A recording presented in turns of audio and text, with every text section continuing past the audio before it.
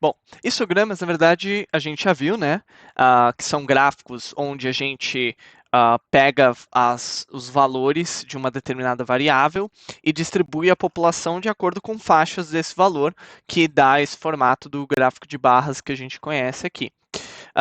Só que o gráfico de histograma, ah, ele pode ser também suavizado como uma curva, que é o que está representado aqui, ou essa curva vermelha que vocês viram aqui.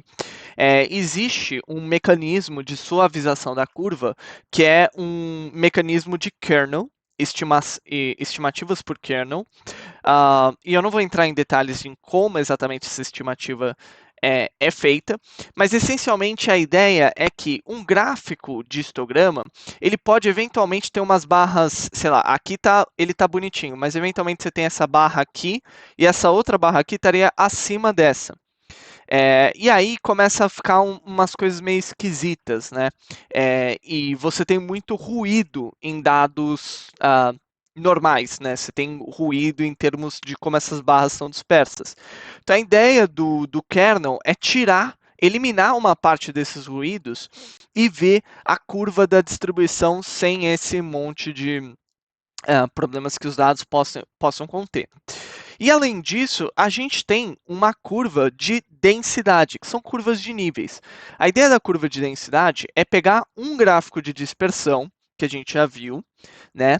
E pegar a densidade de pontos e fazer essa estimativa de kernel que a gente viu aqui em cima dessa densidade de pontos. Então, veja que aqui as curvas de nível indicam para as cores azul mais escuro para mais claro a densidade de pontos, que é justamente o propósito do histograma.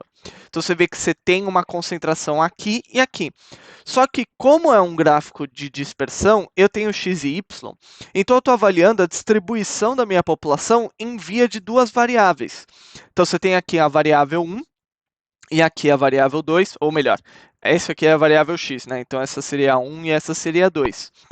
E aí você está olhando e vendo como elas se relacionam, mas também como é a distribuição delas. E aí a distribuição do conjunto também.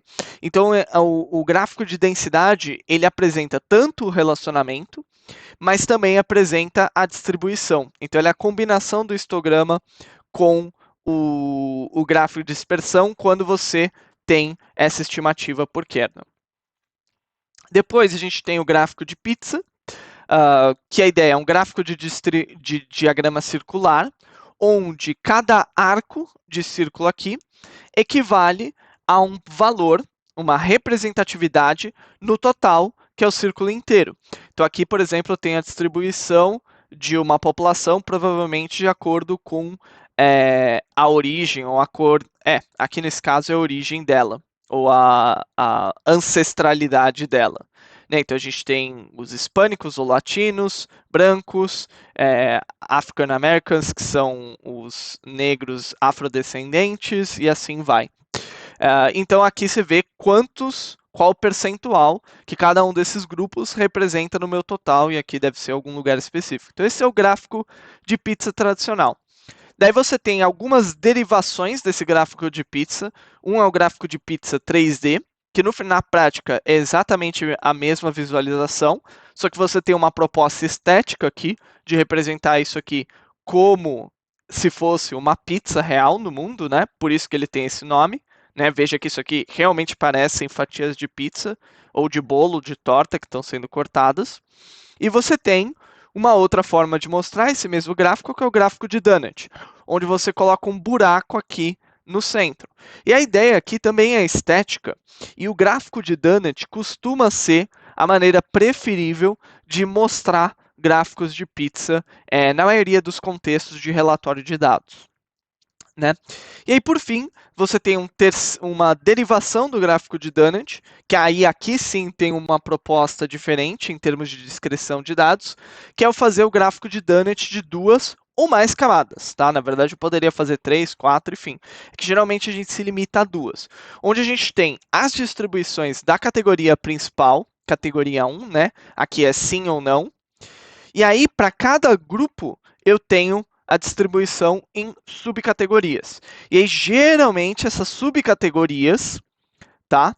Elas são uma coluna de dados única, tá? Então tenho aqui no caso é a base de dados do Titanic, que é uma base que tem quem sobreviveu ou não ao Titanic, então que tem aqui sobreviveu e não sobreviveu, e aí aqui é qual cabine eles pertenciam. Então primeira classe, segunda classe, terceira classe, ou era parte da equipe do Titanic. E aí você consegue ver como que a população de quem sobreviveu é diferente da que não sobreviveu, dado o tipo de cabine onde eles ficavam. Tá? Então, essa ideia do gráfico de pizza. Depois a gente tem o gráfico de área, e a ideia do gráfico de área é ser uma evolução do gráfico de linha, na qual o gráfico de área ele tem vários gráficos de linha sendo plotados ao mesmo tempo, mas você empilha os gráficos de linha. De tal forma que não só você vê a evolução das curvas, da curva total, né? Então eu tenho a minha tendência, por exemplo, de uma série temporal aqui, mas eu também vejo a representatividade no total dos diferentes grupos de dados e como cada grupo de dado evoluiu individualmente. Então veja que o gráfico de área ele te dá algumas informações adicionais. Ele é ideal para quando você quer ver partes no todo. Tá? Ele não é tão ideal quando você quer ver as tendências individuais. É melhor você plotar gráficos de linhas individual do que você plotar isso assim. Mas ele te dá essa possibilidade de conferir diferentes informações. O gráfico de área, como o gráfico de barras empilhadas, ele pode ser colocado de tal forma que você some 100%. Se você parar para pensar, a diferença de um gráfico de área para um gráfico de barras empilhadas é que o gráfico de área é contínuo e o gráfico de barras empilhadas é discreto. Então, o gráfico de área ele pode ser representado como um retângulo ou como um quadrado que eu estou preenchendo totalmente para somar 100%. E aí depois a gente tem uma evolução do gráfico de área, que é o gráfico de faixa de opções, ou gráfico de fita. E a ideia desse gráfico é que, além de eu ter as somas dos 100%, que estão representadas aqui, eu tenha uma mudança na posição das linhas, de tal forma que eu consiga ver, em termos de ranking, a evolução das linhas. A evolução dos meus grupos que estão representados por cada uma dessas linhas. Então você vê aqui que eu tenho 3 categorias, né, que estão representadas pelo cinza, verde e vermelho. E eu deveria falar, eu sou daltônico, então se eu errar alguma cor, levem isso em consideração. Então tem aqui cinza, verde e vermelho. E aí você vê, aqui no primeiro, no ponto de 2015, a gente tem que o cinza é maior que o verde, que é maior que o vermelho. No segundo ponto, o vermelho passou a ser 5%. Ele passou a ser, nesse caso, tão igual, mas vamos dizer que ele seja mais representativo do que, ou um valor maior do que o gráfico verde. E aí ele passou a ser representado em cima. Então, o gráfico de faixa de opções ou de fita, ele me permite ver o ranqueamento ao longo de diferentes categorias ou ao longo de um período, que o mais normal é mostrar isso numa série temporal, né? Do ranking entre as minhas categorias que eu estou tentando avaliar por um gráfico de área. Daí nós temos os gráficos de superfície.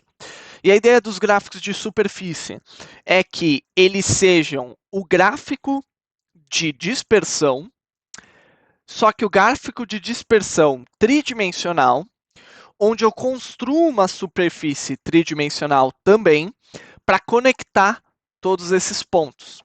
E aí, em cima dessa superfície tridimensional, eu aplico um mapa de calor de acordo com o valor de uma determinada variável, que costuma ser a variável representada pelo eixo z, ou por esse eixo que é a altura.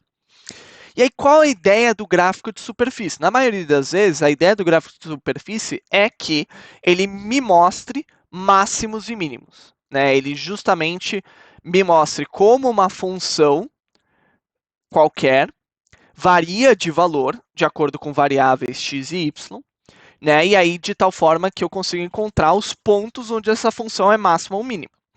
Obviamente, esse não é o único propósito. Uma superfície também pode ser utilizada para mapear, por exemplo, uma superfície física, né? Como uma montanha, como uma savana ou qualquer coisa assim. E aí, o que a representação de cor que eu posso aplicar aqui, vamos supor que isso realmente seja uma superfície X, Y e Z, né? E aqui seja uma montanha. Eu posso aplicar no gráfico de cor uma quarta variável qualquer, que seja, por exemplo, a temperatura de diferentes pontos de um local mapeado. Né? Então, ele pode servir também para propostas geográficas. E aí, a maneira como você apresenta o gráfico de superfície pode variar. Você pode representar pela superfície tridimensional, que é a maioria das aplicações. Você também pode representar por um wireframe tridimensional. E aí a ideia não é que você conecte ou mostre isso aqui como uma cor única, mas que você divida essencialmente esse cara em polígonos que não estejam preenchidos. E a ideia um pouco de você fazer essa divisão é você, por exemplo, conseguir identificar grupos específicos. Então, isso é muito comum, por exemplo, no que está sendo mostrado aqui, onde eu estou plotando categoria com valor, né? E aí veja que a representação nesse polígono me permite ver os pares de categorias, tá? Uh, que aqui talvez não fosse tão simples de diferenciar.